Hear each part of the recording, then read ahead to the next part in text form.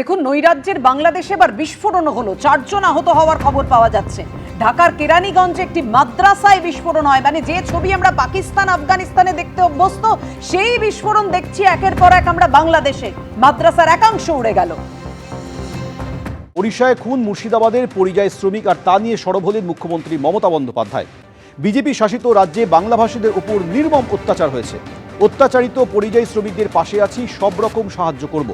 যেসব ক্ষেত্রে মৃত্যু হয়েছে আমরা আর্থিক সাহায্য করব। 24শে ডিসেম্বর সম্বলপুরে সুতির পরিযায়ী শ্রমিককে পিটিয়ে মারা হয়েছে। বাংলা ভাষায় কথা বলা কোনো অপরাধ হতে পারে না। সুতি থানায় 0 FIR হয়েছে, 6 জন গ্রেফতার হয়েছে।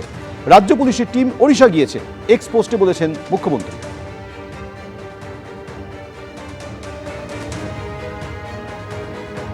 এদিকে এই তদন্ত নিয়ে পোস্ট করেছে রাজ্য পুলিশও। 24শে ডিসেম্বর সম্বলপুরে সুতির পরিযায়ী শ্রমিকের মৃত্যুতে 0 FIR রুজু হয়েছে।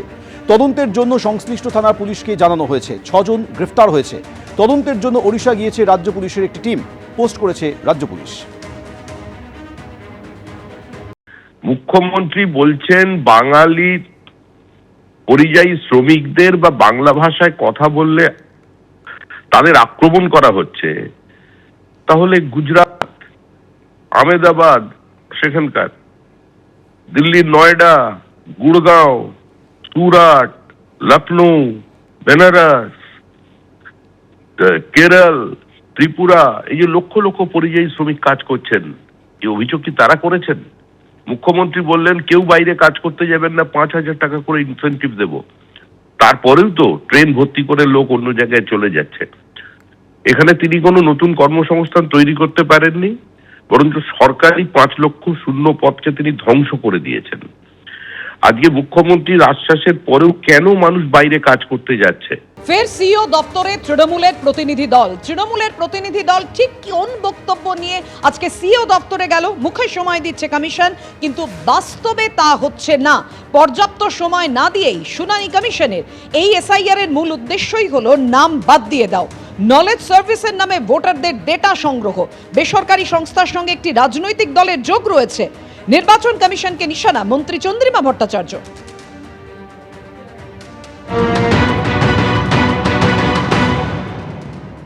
আজকে হিয়ারিং এর এই যে টাইম দিয়েছেন আর 5 দিন সময়, যারা ধরুন এই স্কুলের কোনো ব্যাপার কি অন্য কোনো রাজ্য থেকে তাকে তার ভেরিফিকেশনের বৈধতা নিয়ে আসতে হবে, তারা 5 দিনের মধ্যে কি করে এই কাজটা করবে?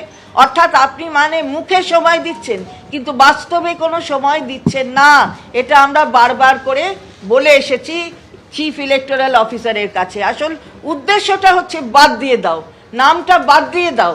যেখানে আসল গণতন্ত্রের উদ্দেশ্য হচ্ছে ইনক্লুড করা, সেখানে ইন্টেন্সিভের নামে একটা ইনক্লুসিভ যেটা বলা হচ্ছে সেই ইনক্লুসিভনেসটাকে বাদ দিয়ে দেওয়া হচ্ছে। এটা একেবারেই আইন বহির্ভূত, এটা আমরা বললাম। এবং তাছাড়া ক্যাপ, আগেও আপনাদের বলেছি, এই যে নলেজ, অ্যাটিটিউড অ্যান্ড প্র্যাকটিস এর নামে একটা সার্ভে করা হচ্ছে। সেই সার্ভে কারা করছে? একটা প্রাইভেট এজেন্সি করছে। এই প্রাইভেট এজেন্সি আমরা বলে এসেছি যে আমাদের কাছে যা খবর, এর সাথে একটা রাজনৈতিক দলের একটু যোগসাজশ আছে, একটু যোগসাজশ। নির্বাচন কমিশনকে আজ ফের নিশানা করলেন তৃণমূলের প্রতিনিধিরা। প্রতিক্রিয়ায় বিজেপি সাংসদ সুকান্ত মজুমদার তিনি বলছেন কমিশনের যা কাজ তাই করবে, নাম বাদ গেলে বাদ দেবে।